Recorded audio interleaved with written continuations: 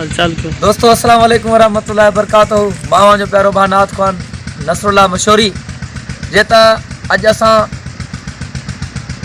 भाऊ अब्दुल रब सोलंकी साहब से गॾु भाऊ नसीर अहमद सोलंकी के गोठ में गोठ अदलो सोलंकी में अज जुम्मतुल मुबारक जे ॾियारे मुझो प्रोग्राम हुयो।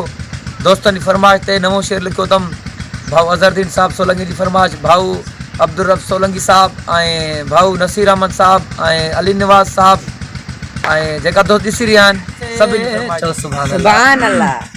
मदीने हलंदासे मको भी ॾिसंदासे शहर ॿई घुमंदासे अतमही उमेदो वञा ओ अल्लाह मां कीअं आसो पलिया ओ रब मां कीअं आसो पलिया।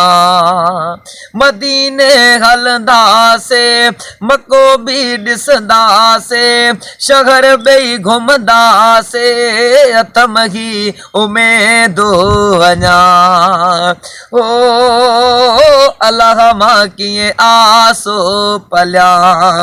भाग थींदो भलारो ॾिसबो रोज़ो प्यारो भाग थींदो भलारो ॾिसबो रोज़ो प्यारो मन जो लहंदो मुझारो अञा तो गमन में रहा हो अल्लाह मां कीअं आसो पलिया।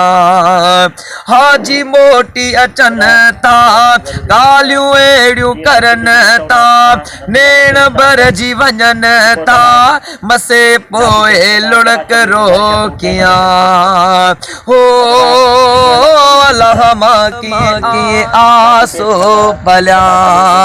मदीने हलंदासे मको भी ॾिसंदासे शहर ॿई घुमंदासे अतमही उमेदो वञा हो अल्लाह मां कीअं आसो पलिया। ओ भागे वारो थींदुसि काबो जॾहिं ॾिसंदुसि भागे वारो थींदुसि काबो जॾहिं ॾिसंदुसि पिरी वटि मां पहुचंदुसि सदा ई थो पयो मां सिकां हो अल्लाह मां कीअं आसो पलिया।